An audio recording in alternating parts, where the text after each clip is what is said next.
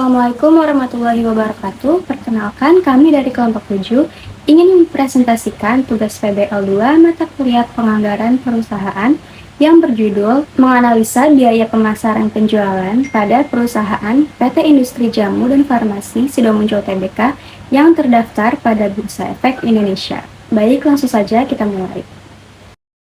Baik, pertama di sini saya akan menjelaskan tentang latar belakang terlebih dahulu.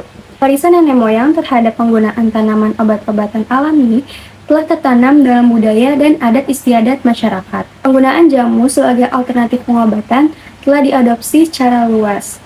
Jamu dapat digunakan baik untuk menjaga kesehatan maupun untuk menjaga tubuh dari penyakit tertentu. Jamu telah diwariskan secara turun-temurun sebagai sebuah warisan budaya. PT Industri Jamu dan Farmasi Sidomuncul Tbk merupakan perusahaan yang bergerak pada industri farmasi yang menghasilkan berbagai produk kesehatan.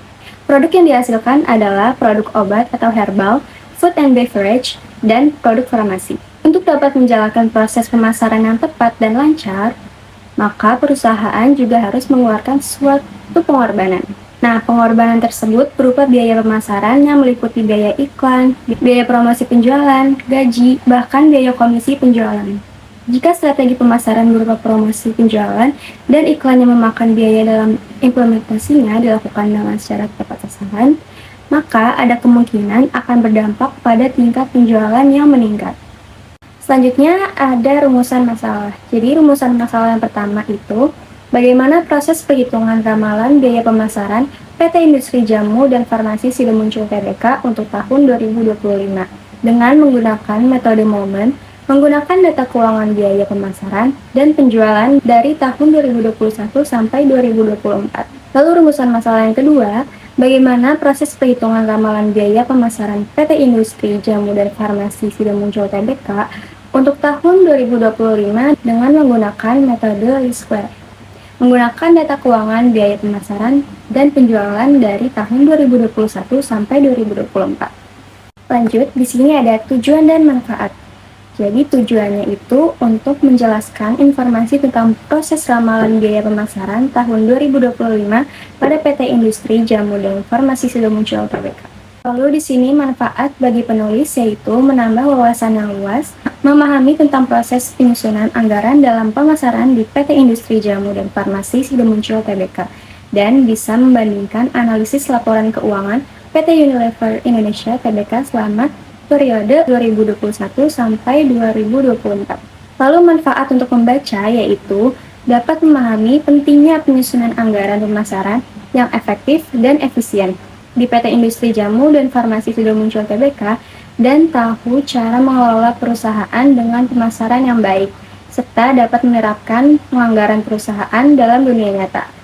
Lalu di sini ada ruang lingkup dan metode pengumpulan data. Pertama, ada ruang lingkup. Pembahasan ini mencangkup penyusunan anggaran pemasaran, tujuan strategi pemasaran, dan laporan penganggaran pemasaran yang dipublikasikan secara resmi. Pembahasan makalah ini hanya untuk memperoleh anggaran pemasaran perusahaan dan tidak mencakup pembahasan di luar anggaran dan aspek perpajakan. Metode pengumpulan data. Makalah ini menggunakan metode kuantitatif karena fokus pada pengujian teori melalui variabel penelitian menggunakan data numerik. Objek penelitiannya adalah PT Industri Jamu dan Farmasi Sidomuncul Tbk, sebuah perusahaan yang terdaftar di Bursa Efek Indonesia dengan data-data yang dapat diakses melalui situs resmi BEI dan situs dari perusahaan PT Industri Jamu dan Farmasi Sidomuncul Tbk. Pengertian biaya pemasaran. Biaya pemasaran merupakan seluruh biaya yang dikeluarkan oleh perusahaan dalam rangka menjalankan kegiatan pemasaran dan penjualan produk kepada konsumen. Biaya ini ditimbulkan setelah proses produksi selesai, yaitu sejak produksi siap dipasarkan hingga produk tersebut berhasil dijual dan menghasilkan pendapatan bagi perusahaan. Dengan demikian, biaya pemasaran berkaitan erat dengan upaya perusahaan dalam memperkenalkan, menawarkan, dan menyalurkan produk ke pasar. Menurut Sahir 2023, biaya pemasaran adalah biaya yang berhubungan langsung dengan aktivitas penjualan seperti biaya iklan, promosi penjualan, distribusi, serta biaya tenaga penjualan. Biaya tersebut dikeluarkan perusahaan sebagai bentuk usaha untuk meningkatkan minat beli konsumen dan memperluas jangkauan pasar. Tujuan penganggaran biaya pemasaran antara lain sebagai dasar perencanaan kegiatan pemasaran, alat pengendalian biaya, serta alat evaluasi kinerja pemasaran. Dengan adanya penganggaran yang jelas, perusahaan dapat menilai apakah kegiatan pemasaran dilakukan telah berjalan lancar, secara efektif, dan efisien. Menurut Zalfa Lutfia Ananda 2024, menjelaskan bahwa penganggaran biaya pemasaran dan struktur pada PT Industri Jamu dan Farmasi Sido Muncul Tbk berperan dalam mendukung pencapaian target penjualan serta menjaga stabilitas kinerja perusahaan. Selanjutnya ada jenis-jenis biaya pemasaran. Yang pertama itu ada biaya iklan, yaitu biaya yang dikeluarkan untuk memperkenalkan produk kepada konsumen melalui berbagai media. Yang kedua itu ada biaya promosi penjualan, yaitu biaya yang digunakan untuk kegiatan promosi jangka pendek seperti diskon dan pemeran. Yang ketiga itu ada biaya distribusi, yaitu biaya yang berkaitan dengan penyaluran produk dari perusahaan kepada konsumen. Yang keempat ada biaya tenaga penjualan.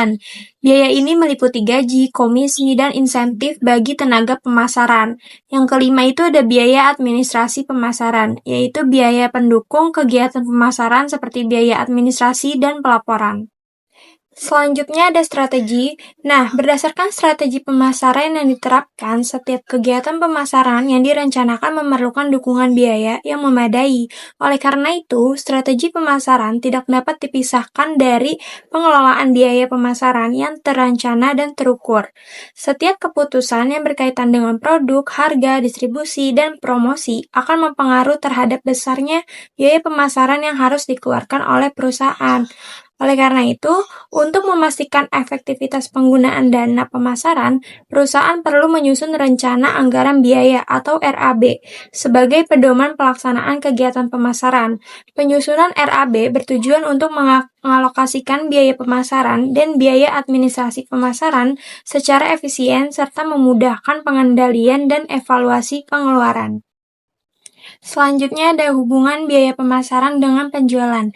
Biaya pemasaran memiliki hubungan yang erat dengan tingkat penjualan perusahaan. Penelitian menurut Sahir tahun 2023 dan Sutrismi tahun 2023 menunjukkan bahwa biaya pemasaran yang dikeluarkan secara efektif dapat memberikan dampak positif terhadap peningkatan penjualan. Meskipun demikian, besarnya biaya pemasaran perlu disesuaikan dengan kondisi dan kemampuan perusahaan agar tidak menimbulkan pemborosan serta tetap menjaga efisien operasional. Oleh karena itu, perusahaan perlu melakukan perencanaan dan peramalan biaya pemasaran secara tepat. Perencanaan yang baik diharapkan dapat membantu perusahaan dalam mengalokasikan biaya pemasaran secara optimal sehingga pengeluaran yang dilakukan mampu mendukung pencapaian target penjualan pada periode berikutnya. Selanjutnya, di sini ada profil perusahaan. Perusahaan ini didirikan pada tahun 1951 di Semarang sebagai industri jamu rumahan. Produk awal perusahaan ini adalah jamu seduh 7 angin yang kemudian dikembangkan menjadi tolak angin sebagai produk utama. Perusahaan ini kemudian memperluas kapasitas produksi, resmi berbadan hukum, serta membangun pabrik modern di Kaligawe dan Ungaran dengan menerapkan Standar Good Manufacturing Practices atau GMP, serta sertifikasi cara pembuatan obat tradisional yang baik atau CPOTB dan cara pembuatan obat yang baik atau CPOB dari Badan Pengawas Obat dan Makanan Republik Indonesia atau BPOM RI. Dalam menjalankan kegiatan usahanya, Sido Muncul bergerak di 3 segmen utama, yaitu herbal dan suplemen, makanan dan minuman, serta farmasi, dengan produk unggulan seperti tolak angin, kuku Bima Energi, dan berbagai obat farmasi. Selanjutnya terdapat kasus perusahaan. PT Industri Jamu dan Farmasi Sido Muncul Tbk atau SIDO bergerak di industri farmasi dengan produk herbal atau obat, food and beverage, dan farmasi. Dalam beberapa tahun terakhir, perusahaan mengalami perubahan biaya pemasaran dan tingkat penjualan akibat persaingan industri dan perubahan strategi pemasaran, sehingga menyulitkan penentuan anggaran untuk periode berikutnya. Nah, selama ini, penyusunan anggaran pemasaran dan penjualan masih mengandalkan data periode sebelumnya, tanpa peramalan yang terstruktur. Akibatnya, anggaran sering tidak sesuai dengan kebutuhan aktual dan memengaruhi efektivitas pemasaran. Oleh karena itu, dilakukan analisis ramalan biaya pemasaran dan penjualan menggunakan metode least square atau metode kuadrat terkecil dan metode momen. untuk membantu penyusunan anggaran yang lebih akurat. Selanjutnya adalah RAB pemasaran atau rencana anggaran biaya. Kami menggunakan dua metode, yaitu metode momen dan metode least square atau kuadrat terkecil. Nah, yang pertama metode momen. Di sini terdapat data biaya pemasaran dan hasil penjualan PT Industri Jamu dan Farmasi Sidomorjo Tbk selama 4 tahun yang dimulai dari tahun 2021 sampai 2024. Lalu selanjutnya terdapat tabel yang menyajikan biaya pemasaran sebagai Y dan hasil penjualan sebagai X yang telah diolah untuk keperluan menghitung atau menganalisis. Selanjutnya, data tersebut akan digunakan sebagai dasar dalam proses perhitungan peramalan biaya pemasaran untuk menyusun rencana anggaran biaya pemasaran pada tahun 2025 menggunakan metode momen dan rumus sebagai berikut, yaitu Y sama dengan A ditambah BX, lalu sigma Y sama dengan AN plus B sigma X. Selanjutnya, sigma XY sama dengan A sigma X ditambah B sigma X kuadrat. Nah, selanjutnya adalah menghitung menggunakan rumus yang tadi aku sebutin. Sebelumnya, dalam perhitungan ini, tanda titik digunakan sebagai pemisah desimal dan dibaca sebagai koma. Yang pertama, sigma Y sama dengan AN ditambah B sigma X itu dimasukin angkanya, yaitu sigma Y-nya 2,317 sama dengan AN-nya itu 4. Karena N itu adalah jumlah tahun yang kita ambil. Berhubung kita menggunakan 4 tahun, jadi N-nya 4. Jadi 4A. Karena A-nya belum diketahui, jadi A-nya tetap ditulis. Ditambah B sigma X. Nah, sigma X-nya itu 15,372B. Karena B-nya belum diketahui. Nah, terus itu nanti dikali dengan 15,372. Selanjutnya, memasukkan yang sigma XY-nya itu, yaitu 8,905,880 sama dengan A sigma X-nya itu 15,372A, karena A-nya belum diketahui. Ditambah B sigma X kuadrat, yaitu 59,189,314B, karena B-nya belum diketahui juga. Nah, lalu selanjutnya itu dikali dengan 4. Dari hasil perkalian tersebut menghasilkan 2,317 dikali 15,372 adalah 35,616,924 sama dengan 4A dikali 15,372 adalah 61,488A ditambah 15,372B dikali 15,372 menghasilkan 236,298,384B. Terus 8,905,880 dikali 4 adalah 35,623,520 sama dengan 15,372A dikali 4 adalah 61,488A ditambah 59,189,314B dikali 4 adalah 236,757,256B. Selanjutnya adalah dijumlahkan 35,616,924 dikurang 35,623,520 menghasilkan minus 6,596 sama dengan karena 61,488A dikurang 61,488A adalah 0, maka di sini tidak dimasukkan. Lalu 236,298,384B dikurang 236,757,256B menghasilkan minus 458,872B.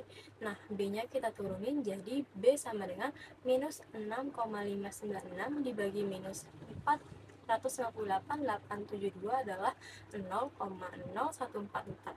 Jadi B-nya adalah 0,0144. Selanjutnya, masukkan B ke dalam hitungan selanjutnya. Nah, kita ambil yang sigma Y sama dengan AN ditambah B sigma X, yaitu 2,317 sama dengan 4A ditambah 15,372B, jadi 2,317 sama dengan 4A ditambah 15,372. Karena B-nya tadi udah ketemu, jadi masukkan B-nya. Jadi dikali 0,0144. Selanjutnya 4A kita turunin atau pindah ruas. Jadi 4A sama dengan 2,317 dikurang 15,372 dikali dengan 0,0144. Lalu 4A sama dengan 2,095,64. Ini adalah 2,317 dikurang 15,372 dikali 0,014. Jadi A sama dengan 2,095,64. Dibagi 4 menghasilkan 523,91, jadi A-nya adalah 523,91. Setelah sudah mendapatkan A-nya, masukkan A-nya ke dalam rumus sebagai berikut, yaitu Y sama dengan A ditambah BX, yaitu A-nya itu 523,91, ditambah B-nya tadi adalah 0,0144X. Karena X belum diketahui, jadi tetap ditulis X. Nah, jika tahun 2025 hasil penjualan direncanakan sebanyak 4.000, maka berdasarkan persamaan tersebut dapat ditentukan anggaran biaya pemasaran sebesar Y sama dengan 523,91 ditambah 0,0144. X-nya itu kita tulis penjualan yang direncanakan. Jadi dikali 4.000, hasilnya Y sama dengan 582. Dengan merencanakan hasil penjualan pasca tahun 2025 sebanyak 4.000, maka biaya pemasaran yang direncanakan adalah sebesar 581,52 miliar rupiah. Angka tersebut kemudian dibulatkan menjadi 582 miliar rupiah agar mempermudah dalam menyusun anggaran biaya pemasaran. Setelah sebelumnya dibahas perhitungan RAB pemasaran menggunakan metode momen, selanjutnya saya akan melanjutkan pembahasan perhitungan RAB pemasaran dengan metode least square. Metode least square atau metode kuadrat kecil digunakan untuk melihat tren biaya pemasaran berdasarkan hubungan antara waktu dan biaya pemasaran. Data yang digunakan dalam perhitungan ini adalah biaya pemasaran PT Industri Jamu dan Farmasi Sido Muncul Tbk selama periode tahun 2021 sampai 2024 yang disajikan pada tabel 3.3. Berdasarkan tabel tersebut, dapat diketahui bahwa biaya pemasaran perusahaan mengalami peningkatan dari tahun ke tahun, meskipun besarnya kenaikan berbeda pada setiap periode. Selanjutnya, kita beralih ke tabel 3.4 yang menunjukkan peramalan biaya pemasaran. Menggunakan metode least square. Untuk menghitung tren, terlebih dahulu ditentukan variabel waktu atau nilai X. Karena jumlah data bersifat genap, maka nilai X ditentukan secara seimbang, yaitu minus 3, minus 1, 1, dan 3. Penentuan nilai X ini bertujuan agar hasil perhitungan garis tren tidak bias. Pada tabel 3.4 terdapat beberapa komponen, yaitu tahun dan biaya pemasaran yang diambil dari tabel 3.3, jumlah data atau N, variabel waktu yang ditandai dengan X, nilai X kuadrat, serta nilai XY yang merupakan hasil perkalian antara variabel waktu dengan biaya pemasaran. Langkah selanjutnya adalah menentukan persamaan garis tren linear dengan rumus Y sama dengan A ditambah B dikali X, di mana nilai A diperoleh dari hasil pembagian jumlah Y dengan jumlah data, sedangkan nilai B diperoleh dari hasil pembagian jumlah X kali Y dengan jumlah X kuadrat. Berdasarkan data pada tabel 3.4, dengan satuan jutaan rupiah diperoleh nilai A sebesar sekitar 579 juta dan nilai B sebesar sekitar 10,7 juta.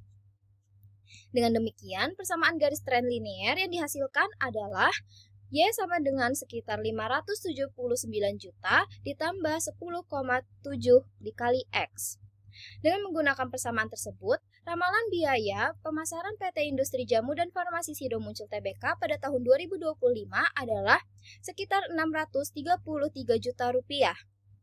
Hasil perhitungan ini menunjukkan bahwa biaya pemasaran perusahaan diperkirakan meningkat dari sekitar 626 juta rupiah pada tahun 2024 menjadi sekitar 633 juta rupiah pada tahun 2025. Nilai ini dapat dijadikan acuan bagi perusahaan dalam menyusun anggaran biaya pemasaran pada periode selanjutnya. Selanjutnya kesimpulan. Berdasarkan pembahasan yang telah dilakukan, dapat disimpulkan bahwa biaya pemasaran memiliki peranan penting dalam menunjang kegiatan penjualan PT Industri Jamu dan Farmasi Sido Muncul Tbk. Penganggaran biaya pemasaran yang disusun secara terencana dan sistematis membantu perusahaan dalam mengalokasikan dana secara efektif dan efisien. Selain itu, perencanaan dan peramalan biaya pemasaran yang didasarkan pada data historis memberikan gambaran yang lebih akurat untuk periode berikutnya, sehingga dapat mendukung pencapaian target penjualan serta menjaga stabilitas kinerja perusahaan. Selanjutnya saran. Berdasarkan kesimpulan tersebut, PT Industri Jamu dan Farmasi Sido Muncul Tbk disarankan untuk terus meningkatkan efektivitas penganggaran biaya pemasaran melalui evaluasi berkala antara realisasi anggaran dan hasil penjualan. Selain itu, penyesuaian strategi pemasaran dengan perkembangan pasar dan perilaku konsumen perlu dilakukan agar biaya pemasaran lebih tepat sasaran. Bagi peneliti selanjutnya, disarankan untuk menambah variabel, metode analisis, serta menggunakan periode data yang lebih panjang agar hasil penelitian lebih komprehensif dan akurat.